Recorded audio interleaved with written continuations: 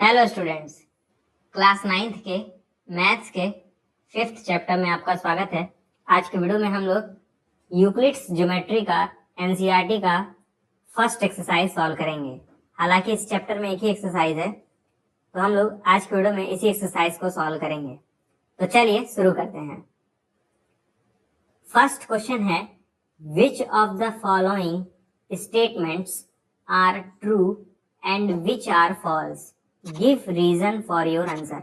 हमें यहाँ पे बेसिकली ट्रू और फॉल्स बताना है रीजन के साथ, क्योंकि क्वेश्चन में बोला है रीजन भी हमें बताना है। ठीक है, तो पहला देखिए क्या है। पहला क्वेश्चन कह रहा है only one line can pass through a single point. मतलब अगर कोई एक पॉइंट है तो उससे बस एक ही लाइन जा सकती है। क्या ये बात सच है? नहीं।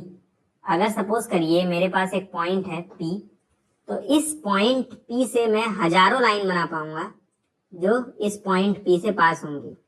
ठीक है, देखिए दो लाइन तो मैंने अभी बना दिया, लेकिन क्वेश्चन में बोल रहा था only one line can pass through a single point, लेकिन मैंने देखा दो या फिर दो से अधिक लाइन होंगी जो इस पॉइंट P से पास होंगी।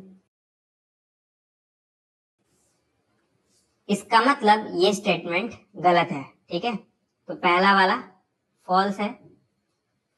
ठीक है, और इसका रीजन क्या होगा? पहले वाले का रीजन मैं लिख दे रहा हूं क्यों फॉल्स है। Because there are infinite number of lines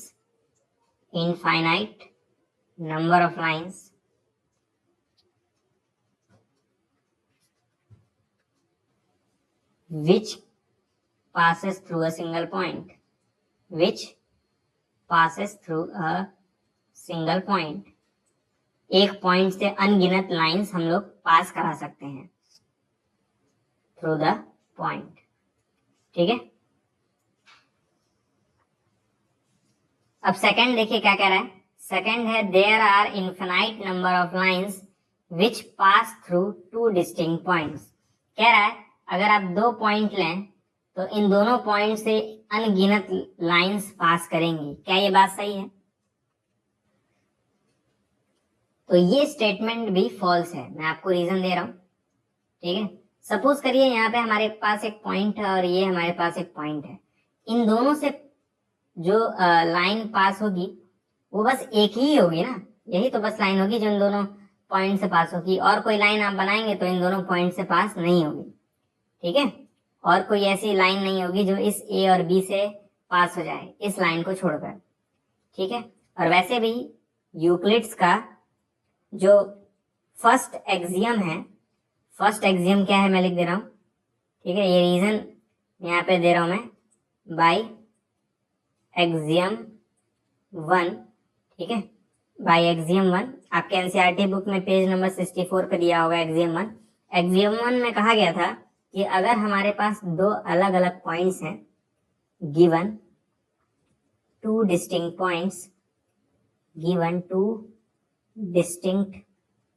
points, there is a unique line that passes through it. There is a unique line passes through them. मतलब अगर आपके पास दो पॉइंट हैं जो कि अलग अलग हैं, तो उन दोनों पॉइंट से एक ही लाइन पास होगी, ऐसा एक्सियम 1 में कहा गया था।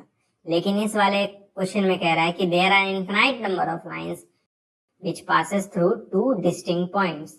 लेकिन यहाँ पे यूनिक वर्ड का इस्तेमाल हो रहा है एक्सियम में, तो यानी ये वाला फॉल्स होगा। ठीक है, रीजन मैंने आपको दे दिया है, एक्सियम 1 है। ठीक है, पेज नंबर 64 पे दिया होगा आपके बुक में, एनसीईआरटी बुक में होगा। ठीक है, अब देखिए तीसरा पार्ट है, a terminated line can be produced indefinitely on both sides। तो ये एक ट्रू स्टेटमेंट है। ठीक है, ये एक ट्रू स्टेटमेंट है और ये यूक्लिड्स का सेकंड पोस्टुलेट भी है। ये कह रहा है कि मान लीजिए एक टर्मिनेटेड लाइन है। टर्मिनेटेड मतलब लाइन जो है वो रुक गई है। ये टर्मिनेटेड लाइन है, मतलब ये लाइन रुकी हुई है, तो इसको आप बहुत ही आगे बढ़ा सकते हैं, इन्फिनाइट टाइम्स आगे बढ़ा सकते हैं और दोनों ही साइड से आगे बढ़ा सकते हैं। ऐसा क्वेश्चन में बोल रहा है और ये बात सही भी है, ये बात सही है, ट्रू है।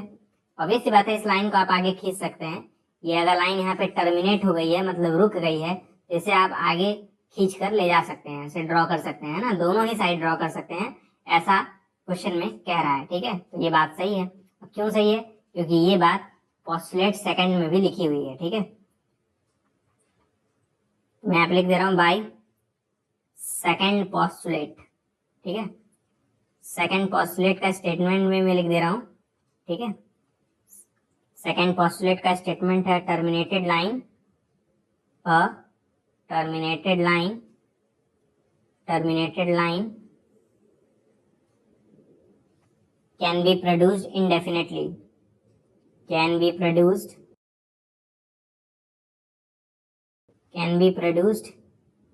indefinitely,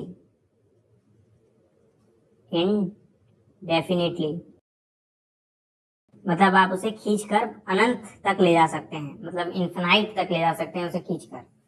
ठीक है, ऐसा सेकंड पोस्टुलेट में कहा था कि अगर कोई लाइन टर्मिनेटेड है तो उसे आप अनंत तक खींचकर ले जा सकते हैं। तो एक्चुअली देखा जाए तो ये जो थर्ड वाला क्वेश्चन है वो थर्ड वाला पॉइंट ही है जो मैंने अभी आपको लिखवाया है, यानी ये सेकंड पोस्टुलेट ही है जो थर्ड क्वेश्चन में लिखा हुआ है, इसीलिए ट्रू होगा। ठीक है, अब आप ये 3 रीजन नोट कर लीजिए, क्योंकि जगह कम है तो मैं मिटाने जा रहा हूँ। फोर्थ देखिए, कह रहा है if 2 circles are equal then their radius are equal. ये तो ऑब्वियस सा है कि अगर 2 सर्कल आपस में इक्वल हैं तो उनके रेडियस भी इक्वल होंगे। ठीक है, तो ये ट्रू है, आप खुद से भी सोच सकते हैं। ठीक है, मैं आपको बना के दिखा दे रहा हूं। सपोज करिए ये एक सर्कल है, ठीक, और ये एक सर्कल है, ये 2 सर्कल हैं, दोनों आपस में इक्वल हैं। ठीक है, आप देख सकते हैं, एक के ऊपर एक रख दूं तो क्लियरली इक्वल है, दोनों सर्कल आपस में इक्वल हैं। तो कह रहा है क्वेश्चन में दोनों के रेडियस भी इक्वल होंगे, बिल्कुल इक्वल होंगे, दिखा दे रहा हूं मैं कैसे इक्वल होंगे। मान लीजिए ये सेंटर है O और रेडियस आपका R। ठीक, तो एक बात बताइए, जब आप इस वाले सर्कल को इस पे लाएंगे तो इसका भी देखिए रेडियस आपको R ही दिख रहा होगा, है ना। अगर मैं इस वाले सर्कल को इस पे लेके जा रहा हूं तो देखिए इसका भी रेडियस मुझे R ही दिख रहा है। ठीक है, तो मैं कह सकता हूं सेंटर तो बदल जाएगा, सेंटर का कोऑर्डिनेट कुछ और होगा, लेकिन रेडियस तो उतना ही रहेगा। ठीक है, ये R ही रहेगा, ये आपने अभी देखा। क्यों देखा? क्योंकि ये इस पे आ रहा था तो रेडियस R ही दिख रहा था मुझे, है ना, इसीलिए मैं इसको वापस अपनी जगह पे ले जा रहा हूँ। ठीक है, ये चौथे वाले का रीजन है, फोर्थ वाले का रीजन है। ठीक है, अब पांचवा वाला देख लेते हैं। पांचवा वाला कह रहा है in figure 5.9 AB is equal to PQ, PQ is equal to XY, then AB is equal to XY। कह रहा है अगर ये वाली लाइन इस वाले लाइन के इक्वल है और ये वाली लाइन इस वाले लाइन के इक्वल है, तो कह रहा है ये लाइन और ये लाइन भी आपस में इक्वल होंगी। फिर से समझिएगा, कह रहा है क्वेश्चन में ये और ये आपस में इक्वल है, AB और PQ आपस में इक्वल है। फिर कहा है PQ और XY इक्वल है, ये और ये आपस में इक्वल है। तो क्या ये लाइन और ये लाइन आपस में इक्वल होंगी? बिल्कुल होंगी, है ना। तो ये वाला स्टेटमेंट भी ट्रू है। इसके पीछे मैं रीजन बता दे रहा हूं आपको, बहुत ही इजी रीजन है, कुछ नहीं है इसमें। ठीक है, हमें दिया हुआ है कि AB जो है वो PQ के इक्वल है। ठीक है, AB जो है वो PQ के इक्वल है, PQ XY के इक्वल है, तो मैं इक्वल टू XY लिख सकता हूँ। ध्यान से देखिएगा, मैंने कुछ लिखा नहीं है, जो क्वेश्चन में दिया था बस उसी को लिखा है। AB इक्वल टू PQ है तो मैंने लिखा AB इक्वल टू PQ। फिर क्वेश्चन बोला था PQ इक्वल टू XY है तो मैंने PQ इक्वल टू XY लिख दिया। ठीक है, तो अब देखिएगा, अगर मैं इस बीच वाली चीज को हटा दूं तो आपको क्या दिख रहा है? AB equal to XY। ठीक है, तो यहाँ पे मैं लिख दूंगा अल्टीमेटली कि AB जो है वो XY के इक्वल है ना। ध्यान से देखिए, इन दोनों के बीच में इक्वल का ही साइन तो लगा हुआ है, तो इक्वल ही होंगे ना, इक्वल होंगे तो फिफ्थ वाला स्टेटमेंट ट्रू होगा। अब सेकेंड क्वेश्चन देखिए, सेकेंड क्वेश्चन है give a definition for each of the following terms, are there other terms that needed to be defined first? What are they and how might you define them? कह रहा है इन सारे points को define करना है, ठीक है। तो सबका हम लोग डेफिनेशन लेंगे। पहला बोला है पैरेलल लाइन का डेफिनेशन दीजिए, ठीक है। तो मैं पैरेलल लाइन का डेफिनेशन लिख दे रहा हूँ, फिर मैं इसे समझाऊंगा, ओके। अब देखिए सबसे पहले हम लोग पैरेलल लाइन डिफाइन करेंगे, ठीक है। कह रहा है when two lines never intersect each other then these lines are called parallel lines, ठीक है। मतलब ऐसी दो लाइन जो आपस में कभी इंटरसेक्ट ना करें, ठीक है, उन्हें हम लोग पैरेलल लाइन कहते हैं। जैसे रेल की पटरियां, ठीक है, हमेशा चलती चली जाती हैं, कभी इंटरसेक्ट नहीं करती हैं, तो ऐसे लाइंस को हम लोग पैरेलल लाइंस बोलते हैं। परपेंडिकुलर लाइंस मतलब ऐसी लाइंस जो आपस में 90 डिग्री का एंगल बनाए, ठीक है। तो मैंने वही लिखा है, ऐसी लाइंस जो 90 डिग्री का एंगल बनाए उसे हम लोग परपेंडिकुलर लाइंस कहते हैं, ठीक है। जैसे मैं यहाँ पे बना के दिखा दे रहा हूँ। सपोज करिए ये एक लाइन है और ये एक लाइन है, ठीक है। ये दोनों आपस में 90 डिग्री का एंगल बना रही हैं, तो इन्हें हम क्या कहेंगे, परपेंडिकुलर लाइंस कहेंगे, ठीक है। फिर अगला है लाइन सेगमेंट। तो लाइन सेगमेंट आप लोग जानते हैं, कोई दो पॉइंट लीजिए उन्हें ज्वाइन कर दीजिए तो उसे हम लोग लाइन सेगमेंट कहते हैं। तो वही मैंने लिखा है, line joining the two points is called line segment. मतलब आप कोई भी दो पॉइंट ले लीजिए उन्हें ज्वाइन कर दीजिए, उसे हम लोग लाइन सेगमेंट कहेंगे। कोई भी दो पॉइंट ले लीजिए उन्हें ज्वाइन कर दीजिए, उसे हम लोग क्या कहेंगे, लाइन सेगमेंट कहेंगे, ठीक है। तो ये तीनों डेफिनेशन आप लोग नोट कर लीजिए फटाफट। अब मैं फोर्थ और फिफ्थ का डेफिनेशन बताऊंगा, ठीक है। अब हम लोग रेडियस ऑफ सर्कल डिफाइन करेंगे, लेकिन रेडियस को डिफाइन करने से पहले हमें डायमीटर डिफाइन करना पड़ेगा, ठीक है। तो सबसे पहले हम लोग डायमीटर डिफाइन करेंगे कि डायमीटर सर्कल का क्या होता है। तो देखिए डायमीटर क्या होता है, लॉन्गेस्ट कॉर्ड होता है सर्कल का। यहाँ पे एक हमारे पास सर्कल है, ठीक है। यहाँ पे मैंने ढेर सारे कॉर्ड्स बनाए हैं, देखिए ये सारे क्या हैं, कॉर्ड्स हैं, ठीक है। कॉर्ड एक ऐसी लाइन होती है जो सर्कल को दो पॉइंट्स पे कट करती है। तो देखिए ये जो लाइन है वो सर्कल को यहाँ पे और यहाँ पे कट कर रही है, तो ये कॉर्ड कहलाएगी। तो ऐसे मैंने यहाँ पे ढेर सारे कॉर्ड्स बनाए हैं, इनमें जो सबसे बड़ा होगा ना, सबसे बड़ा कौन सा है, यही वाला है, यही डायमीटर कहलाता है, ठीक है। तो longest chord of circle is called diameter. और रेडियस क्या होता है, डायमीटर का आधा होता है, ठीक है। तो half of diameter is called radius. इसीलिए मैंने पहले डायमीटर डिफाइन किया, फिर मैंने रेडियस को डिफाइन किया, क्योंकि क्वेश्चन में बोला था अगर किसी और टर्म की डेफिनेशन की जरूरत पड़ेगी तो आप उसे भी डिफाइन करेंगे। तो क्योंकि डेफिनेशन में डायमीटर आता है इसलिए मैंने पहले डायमीटर को डिफाइन किया है, ठीक है। अब देखिए हमें स्क्वायर डिफाइन करना है। स्क्वायर डिफाइन करने से पहले हमें क्वाड्रिलेटरल डिफाइन करना होगा, ठीक है। तो क्वाड्रिलेटरल क्या होता है, एक ऐसा पॉलीगन जिसके पास चार साइड हो, ठीक है। आप कोई सा भी ऐसा फिगर ड्रॉ कर दीजिए जिसमें चार साइड हो तो वो क्वाड्रिलेटरल कहलाता है। जैसे यहाँ पे ये एक क्वाड्रिलेटरल है क्योंकि इसके पास चार साइड्स हैं, ठीक है। सिमिलरली आप इस तरह से भी ड्रॉ कर सकते हैं, कैसे भी, मतलब बस चार साइड होने चाहिए, ठीक है। ऐसे भी ड्रॉ कर सकते हैं, ये भी चार साइड है, ऐसे, ठीक है। ऐसे ड्रॉ कर सकते हैं, इसके पास भी चार साइड है। तो अगर चार साइड है तो वो क्वाड्रिलेटरल कहलाता है, ठीक है। अब इसकी मदद से हम लोग स्क्वायर को डिफाइन करेंगे, ठीक है। इसको डिफाइन करेंगे, स्क्वायर को। अब देखिए स्क्वायर का डेफिनेशन है, a quadrilateral in which all sides are equal and diagonals are also equal. मतलब एक ऐसा क्वाड्रिलेटरल जिसमें चारों साइड इक्वल हो, ठीक है। तो उसे हम लोग स्क्वायर कहते हैं। लेकिन स्क्वायर की एक और खासियत होती है कि उनके डायगोनल्स भी इक्वल होते हैं, ठीक है। डायगोनल लिखना जरूरी है क्योंकि एक ऐसा क्वाड्रिलेटरल हमारे पास है जिसके सारे साइड इक्वल है लेकिन वो स्क्वायर नहीं होता है, वो रोम्बस होता है, ठीक है। लेकिन रोम्बस में डायगोनल्स इक्वल नहीं होते हैं, ठीक है। इसीलिए मैंने लिखा अगर डायगोनल इक्वल होंगे तभी वो स्क्वायर कहलाएगा, नहीं तो इक्वल साइड्स तो रोम्बस और स्क्वायर दोनों में ही होते हैं, ठीक है। लेकिन रोम्बस में डायगोनल्स इक्वल नहीं होते हैं, इसलिए मैंने लिखा है कि स्क्वायर में ये लाइन इंक्लूड करनी पड़ेगी, डायगोनल्स आर आल्सो इक्वल, है ना। तो पांचों डेफिनेशन हो गए, आप इन्हें नोट कर सकते हैं। अब हम लोग अगले क्वेश्चन पे बढ़ेंगे, ठीक है। अब देखिए क्वेश्चन नंबर थर्ड कह रहा है, consider two postulates given below. हमारे पास यहाँ पे दो पोस्टुलेट्स हैं, ठीक है, इन्हें पढ़ते हैं। कह रहा पहला postulate, given any two distinct points A and B. मतलब अगर आप कोई दो अलग अलग पॉइंट ले लें, there exist a third point C which is in between A and B. तो अगर आप कोई भी दो पॉइंट ले लें तो उसके बीच में एक और पॉइंट मिलेगा सी। ये तो सही बात है भाई, ठीक है। फिर कह रहा दूसरा postulate, there exist at least three points that are not on the same line. ऐसे 3 पॉइंट आपको जरूर मिलेंगे जो एक ही लाइन पर नहीं होंगे। ये भी बात सही है। तो कह रहा है do these postulates contain any undefined terms, मतलब इन दोनों पोस्टुलेट में कोई ऐसा टर्म है जो कि अनडिफाइंड है। तो बहुत सारे ऐसे चीजें हैं जो यहाँ पे डिफाइन नहीं किया गया है। पहली बात, हमें पॉइंट्स को नहीं डिफाइन किया गया है इस वाले पोस्टुलेट में कि पॉइंट्स क्या होता है, ठीक है। हमें लाइन के बारे में नहीं डिफाइन किया गया है, ठीक है। तो हम लोग कह सकते हैं yes there are several terms which are undefined, है ना। तो पहले वाले पार्ट का आंसर होगा यस, ठीक है। पहला पार्ट मतलब कि do these postulates contain any undefined term, मतलब क्या यहाँ पे ऐसे कोई टर्म्स हैं जो कि अनडिफाइंड है? बिल्कुल है। यहाँ पे पॉइंट के बारे में डेफिनेशन नहीं दी गई है इस वाले क्वेश्चन में। आपको पता है पॉइंट का डेफिनेशन, लेकिन इस क्वेश्चन में तो नहीं बताया ना कि पॉइंट क्या होता है।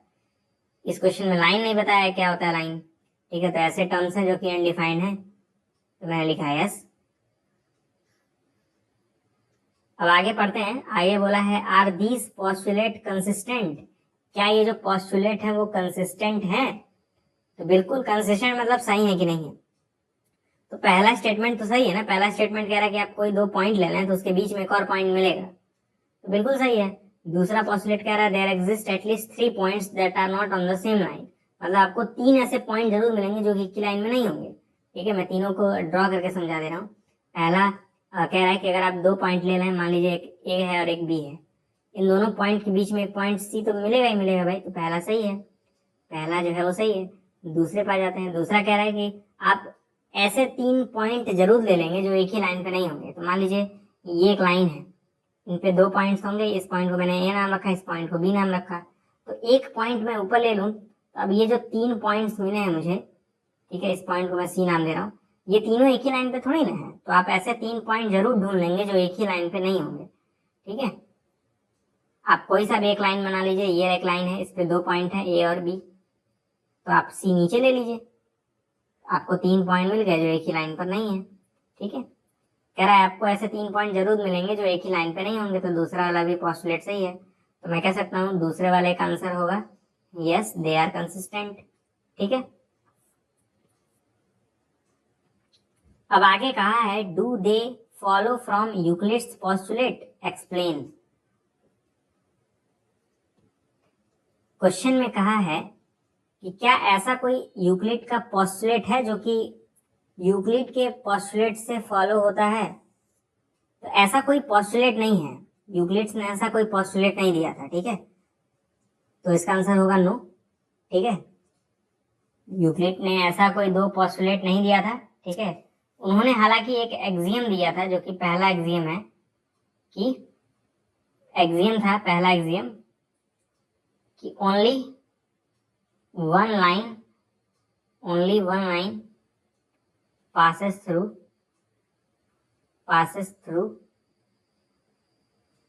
two distinct points,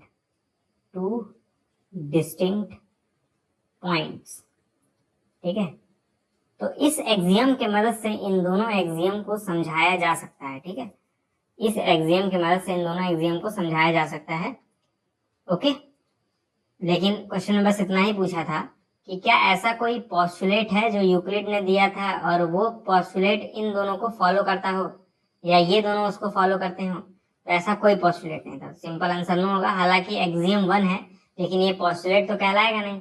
पोस्टुलेट और एक्सियम में फर्क होता है। एक्सियम 1 जो है ना वो इन दोनों को फॉलो करता है, ठीक है, ऐसा मैं कह सकता हूँ। क्योंकि एक्सियम 1 क्या है, only one line passes through 2 distinct points, ठीक है। तो अब क्योंकि ए और बी को हम अगर ज्वाइन कर दें, इस ए और बी को ज्वाइन कर दें तो एक लाइन मिलेगी, और एक लाइन क्या होता है, बहुत सारे पॉइंट्स का कलेक्शन होता है। तो इस ए और बी वाले लाइन पर बीच में बहुत सारे पॉइंट्स होंगे, तो ये पॉइंट सी भी होगा। तो पहला वाला तो फॉलो हो रहा है। उसी तरह अगर आप कोई 2 पॉइंट ले लें, उन दोनों पॉइंट्स को ज्वाइन करें तो एक लाइन मिलेगा। इस लाइन के ऊपर एक पॉइंट होगा, नीचे एक पॉइंट होगा, तो ऐसे 3 पॉइंट मिल जाएंगे ना जो एक ही लाइन पे नहीं होंगे। तो दूसरा वाला भी फॉलो हो रहा है, ठीक है। तो उम्मीद करता हूँ आपको ये क्वेश्चन समझ में आ गया होगा। अब हम लोग नेक्स्ट क्वेश्चन सॉल्व करेंगे। 4th क्वेश्चन है if a point C lies between 2 points A and B such that AC is equal to BC, then prove that AC is equal to half AB explain by drawing the figure. ठीक है, तो मैं इस question को समझा रहा हूँ, चिंता ना करिए। क्वेश्चन में कह रहा है कि हमारे पास एक लाइन है, ठीक है, इस लाइन पर दो पॉइंट्स हैं ए और बी, इस पे एक और पॉइंट है सी। ठीक है, कहा ना if a point C lies between two points A and B, मतलब दो पॉइंट ए और बी के बीच में एक पॉइंट सी है, इस तरह से है कि ए सी जो है वो बी सी के इक्वल है। ठीक है, तो मैं कह सकता हूँ, सोल्यूशन देखिएगा ध्यान से, सोल्यूशन में गिवन पार्ट है, हमें दिया हुआ है, गिवन क्या है कि ए सी जो है वो बी सी के इक्वल है, यही हमें दिया हुआ है। ठीक है, अब देखिए हम लोग यहाँ से कैसे सॉल्व करेंगे। ठीक है, क्वेश्चन को हमें इस चीज को प्रूफ करना है, इस चीज को प्रूफ करना है, तो हम लोग ला देंगे, उसकी चिंता न करिए। अच्छा था, ये हमारे पास एक लाइन ए बी दिख रहा है कि नहीं आपको, ये पूरी बड़ी वाली लाइन ए बी है। अब ये जो बड़ी वाली लाइन है वो दो लाइन से मिलकर बनी है, एक ए सी वाली लाइन से मिलकर बनी है और एक बी सी वाली लाइन से मिलकर बनी है। ठीक है, तो मैं ऐसा कह सकता हूं कि जो ए बी होगा वो ए सी प्लस बी सी होगा कि नहीं होगा। देखिए ये ए सी है और ये बी सी है, इन दोनों को जोड़ दें तो ये बड़ा वाला लाइन यानी ए बी मिल जाएगा। इस छोटे वाले लाइन और इस छोटे वाले लाइन को जोड़ दें यानी ए सी और बी सी जोड़ दें तो ये बड़ा वाला लाइन ए बी मिल जाएगा। तो वही तो मैंने लिखा है कि ए सी और बी सी को जोड़ेंगे तो ए बी आएगा। ठीक है, लेकिन लेकिन ध्यान दीजिएगा, हमें दिया हुआ है कि ए सी बी सी के इक्वल है, ए सी बी सी के इक्वल है, तो मैं इस बी सी के जगह बताइए वापस ए सी लिख सकता हूँ कि नहीं, क्योंकि बी सी जो है वो ए सी के इक्वल है, प्लस इस ए सी की जगह ए सी रहने देंगे, इधर ए बी आ जाएगा, ये ए बी ए सी क्या हो जाएगा, टू ए सी, फिर टू नीचे ला दीजिए तो ए बी बाई टू हो जाएगा इजल टू ए सी। तो अल्टीमेटली मैं इसे घुमा कर लिख दूं अगर, तो ये हो जाएगा A C equal to A B by two, और यही तो प्रूफ करना था। ध्यान से देखिए, प्रूफ में क्या करना है, A C equal to A B by two, है ना, तो मेरा प्रूफ आ चुका है, इजी था बिल्कुल। फिफ्थ क्वेश्चन हम लोग करेंगे, कह रहा है क्वेश्चन 4 में जो पॉइंट सी था उसे मिड पॉइंट कहा जाता है, तो प्रूफ करिए हर लाइन के पास एक ही मिड पॉइंट होता है, दो मिड पॉइंट नहीं होते हैं। ठीक है, तो इसको हम लोग कंट्राडिक्शन मेथड से प्रूफ करेंगे, देखिएगा कैसे। तो मान लेते हैं हमारे पास दो अलग अलग पॉइंट्स थे ए और बी, और मान लेते हैं इस लाइन के पास एक मिड पॉइंट है सी, एक मिड पॉइंट है सी।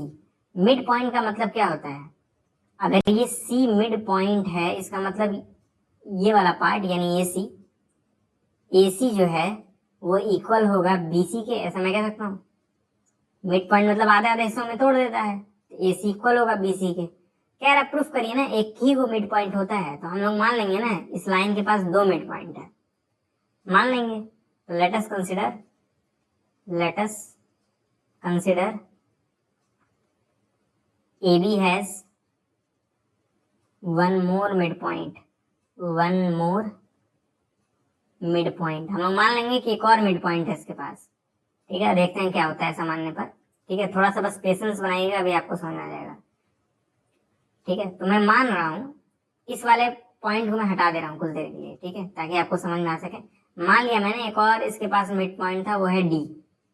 मैंने मान लिया इस लाइन के पास एक और मिड पॉइंट है, वो है डी। अगर डी मिड पॉइंट है तो मैं कह सकता हूँ ये वाली लाइन यानी ए डी इक्वल होगा डीबी के, बताइए। बिल्कुल होगा, एडी जो है वो डीबी के इक्वल होगा। सही बात है कि नहीं, बिल्कुल सही बात है। ठीक है, अब ध्यान दीजिएगा, मैं वापस उस पॉइंट को बना दे रहा हूँ जो मैंने पहले बनाया था, मैंने पॉइंट सी पहले बनाया था। ठीक है, ये दोनों ही मिड पॉइंट हैं, ये दोनों ही मिड पॉइंट्स हैं। ओके, अच्छा देखिए, एडी जो है वो ए सी प्लस सी डी है, एडी जो है वो ए सी प्लस सी डी है। ध्यान से देखिएगा, ये पूरा का पूरा लाइन एडी है, तो क्लियरली ए सी जो है और अगर सी डी जो है इन दोनों को जोड़ दिया जाए तो हमें ये ए डी मिल जाएगा। इस ए सी और इस सी डी को जोड़ दें तो ये बड़ी वाली लाइन ए डी मिल जाएगी। तो वही मैंने लिखा है ए डी की जगह ए सी प्लस सी डी। ठीक है, इस डी बी को मैं तोड़ूंगा, डी बी को मैं ब्रेक करूंगा। ठीक है, इस dv को देखिए मैं लिख सकता हूं, dv को ध्यान से देखिएगा, dv को मैं लिख सकता हूं bc माइनस cd, लिख सकता हूं नहीं? ध्यान से देखिए, बहुत ध्यान से, बहुत ध्यान से। इस dv क्या है? dv ये वाली लाइन है, तो dv को मैं लिख सकता हूं इस बड़ी वाली लाइन में से इस छोटी वाली लाइन को हटा दें तो हमें dv मिल जाएगा। तो इस dv की जगह मैं लिख रहा हूं ये बड़ी वाली लाइन यानी bc मैंने लिखा, उसमें माइनस कर दिया ये छोटी वाली लाइन। इस बड़ी वाली लाइन में से इस छोटी वाली लाइन को हटा देंगे तो यही वाली बचेगी ना लाइन, है ना? तो वही मैंने लिखा है BC माइनस सी डी, मतलब इस dv को मैं BC माइनस सी डी ले सकता हूँ। ओके, अब देखिएगा यहीं पे खेल स्टार्ट होगा। यह है AC plus C D equal to BC किसके इक्वल है? देखिए ध्यान से, BC AC के इक्वल है, तो मैं इस BC की जगह AC लिख दे रहा हूँ माइनस सी डी। ठीक है, अब एक काम करिए, इस AC को उस साइड लेके जाइए और इस CD को इस साइड लेके आइए। तो CD पहले से था, ये वाला CD पहले से था, ये वाला CD, ये वाला जब CD इधर आएगा तो एक और CD हो जाएगा, मतलब 2 CD हो जाएंगे, है ना? तो प्लस CD इजल टू, यहाँ पे एक AC पहले से था, अब ये AC जब उधर जाएगा तो माइनस AC हो जाएगा। CD प्लस CD क्या हो जाएगा? 2CD equal to AC minus AC 0। तो हमें मिला कि 2CD इजल टू 0। अब इस 2 को अगर नीचे भेज दिया जाए तो CD इजल टू 0/2 हो जाएगा। CD इजल टू 0/2 मतलब 0, तो CD 0 है। CD 0 इसका मतलब क्या है? ये लाइन 0 सेंटीमीटर की है। CD यही वाली लाइन है ना, ये 0 सेंटीमीटर की है, इसका मतलब ये 0 सेंटीमीटर की कैसे हो सकती है भाई? नहीं हो सकती है। इसका मतलब ये C जो है वो D के ऊपर ही होगा। तो मैं ऐसा कह सकता हूं C लाइज ओवर D। आप उल्टा भी कह सकते हैं कि जो D है वो C के ऊपर होगा। ठीक है, CD भाई 0 कैसे हो सकता है? नहीं हो सकता है ना, यानी C D के ऊपर रहा होगा तभी तो 0 हो रहा है। ये C जो है वो D के ऊपर रहा होगा, जब एक दूसरे के ऊपर होंगे तभी ना डिस्टेंस 0 होगा। ठीक है, नहीं तो अगर 2 पॉइंट हैं अलग अलग, इन दोनों के बीच में कुछ ना कुछ तो दूरी होगी। एक ही केस में दूरी नहीं हो सकती है, जब ये पॉइंट और दूसरा वाला पॉइंट एक दूसरे के ऊपर आ जाए तभी डिस्टेंस 0 नहीं होगा। ठीक है, तो वही मैंने लिखा है, अगर डिस्टेंस 0 आ रहा है इसका मतलब जो C है वो D के ऊपर होगा, है ना? तो अगर C D के ऊपर है मतलब दोनों ओवरलैप कर रहे हैं, तो इसका मतलब ओनली वन पॉइंट या ओनली वन मिड पॉइंट। आप ही सोचिए, ये जो पॉइंट C है, वो D के ऊपर लाई कर रहा है। जब D के ऊपर लाई करेगा मतलब यहाँ पे होगा, ये जो C है वो यहाँ पे होगा। मैं मिटा के दिखा रहा हूँ। ठीक है, इसको मिटा देते हैं। ओके, मैं कह रहा हूं कि यहीं पे D है, यहीं पे C भी है, तो एक्चुअली ये 1 पॉइंट को रिप्रेजेंट करेंगे ना। अब जब 1 पॉइंट है इसका मतलब 1 मिड पॉइंट है। ठीक है, तो ध्यान से देखिए, मैं वापस समझा रहा हूं मैंने क्या माना, क्या हुआ। पहले माना था मैंने कि C मिड पॉइंट है, यहाँ पे C है वो मिड पॉइंट है। अगर C मिड पॉइंट है मतलब ये वाली लेंथ यानी ये C, ठीक है, और ये वाली लेंथ यानी BC, ये आपस में इक्वल होंगे, यही मिड पॉइंट का डेफिनेशन होता है। तो मैंने मान लिया कि एक और मिड पॉइंट है। ठीक है, late us consider AB has one more mid point. तो मैंने मान लिया एक और मिड पॉइंट है, वो है D। तो अगर D मिड पॉइंट है तो इसका मतलब ये वाला डिस्टेंस यानी ये D इक्वल होगा इस वाले डिस्टेंस यानी DB के, है ना? अब देखिएगा, मैंने AD इक्वल टू DB लिखा क्योंकि D मिड पॉइंट है। ठीक है, तो AD वाला डिस्टेंस DB के इक्वल होगा। इस AD को मैं लिख सकता था AC प्लस CD। क्यों लिख सकता था भाई? बता रहा हूं, क्योंकि ये जो C था ना ये पहले यहाँ पे था, है ना? पहले मैंने यहाँ पे माना था, तो इस AD को मैं लिख सकता हूँ AC और CD। मैंने वही लिखा है AC प्लस CD। DB यानी इस वाले डिस्टेंस को मैंने लिखा कि BC में से घटा दीजिए ये वाला, इस बड़े वाले डिस्टेंस में से इस वाले डिस्टेंस को घटा दीजिए तो आपको DB मिल जाएगा। मैंने वही लिखा BC माइनस CD। अब क्योंकि BC जो है वो AC के इक्वल था, तो मैंने BC की जगह AC लिख दिया। ठीक है, उसके बाद इधर उधर भेजा, कट पिट के मुझे मिला CD इक्वल टू 0, है ना? मुझे क्या मिला? CD इक्वल टू 0 मिला मुझे। अगर CD 0 है मतलब ये वाला डिस्टेंस 0 है। ये वाला डिस्टेंस 0 तभी हो सकता है जब ये C D के ऊपर रहा होगा। तो वही मैंने लिखा है कि C लाइज ओवर D। इसका मतलब अगर ये C अगर D के ऊपर है तो मतलब एक ही मिड पॉइंट है ना, ओनली वन मिड पॉइंट है ना। अब अगला क्वेश्चन सॉल्व करेंगे। क्वेश्चन नंबर 6 है, in figure 5.10 if AC is equal to BD then prove that AB is equal to CD। कह रहा है AC जो है वो BD के इक्वल है। AC मतलब ये पूरा डिस्टेंस, ये यहाँ तक, ये जो है वो BD यानी इस वाले डिस्टेंस के इक्वल है। तो प्रूफ करिए AB और CD भी आपस में इक्वल होंगे, AB और CD भी आपस में इक्वल होंगे, ये हमें प्रूफ करना है। ठीक है, देखिएगा कैसे प्रूफ करेंगे, बहुत ईजी है। हमें गिवन है कि जो AC है वो BD के इक्वल है, ये तो हमें गिवन है ना। ठीक है, ध्यान से देखिए, जो AC है ना वो दो लाइन से मिलकर बना है, कि AB और BC से। ओके, तो मैं लिख सकता हूं इस AC की जगह AB प्लस BC। सही बात है कि नहीं? अरे भाई, ये जो AC है वो इस AB और इस BC से मिला है, तो AB प्लस BC लिख सकता हूँ ना, तो वही मैंने लिखा AB प्लस BC। अब उसी तरह BD में भी बदलाव लाएंगे। BD मतलब ये पूरा, और ये दो लाइन से मिलकर बना है, BC और CD। सही बात है, तो मैं इस BD की जगह लिखूंगा BC प्लस CD। इस BC वाले लाइन और इस CD वाले लाइन से मिलकर बना है ना। तो वही मैंने लिखा है BC is equal to CD। ठीक है, अब देखिए ये BC से ये BC कट जाएगा, ये हो जाएगा AB is equal to CD, और ये हमें प्रूफ करना था। कितना इजी है, बस आपको इस AC को ब्रेक करना है और इस BD को ब्रेक करना है। AC कैसे ब्रेक होगा? AB और BC में। BD कैसे ब्रेक होगा? BC और CD में। तो मैंने लिखा, फिर BC से BC काट दिया, हमारा आ गया AB बराबर CD। ठीक है, एक लाइन का प्रूफ था।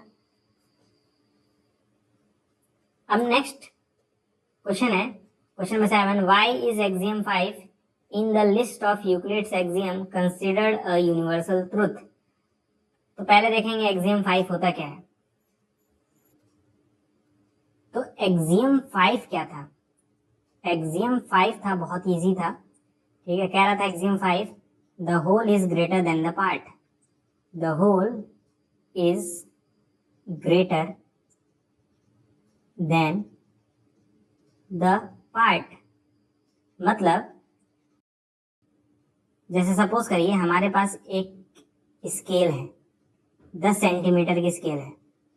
ओके, तो ये 10 सेंटीमीटर की स्केल, ये जो 10 सेंटीमीटर स्केल है वो मैं कह सकता हूँ होल है। होल मतलब पूरा, और इसका मैं एक छोटा सा हिस्सा ले लूं, ये छोटा सा हिस्सा है, इसे हम लोग पार्ट कहेंगे। कह रहा है जो होल होता है ना वो पार्ट से बड़ा होता है, जो होल होता है वो पार्ट से बड़ा होता है।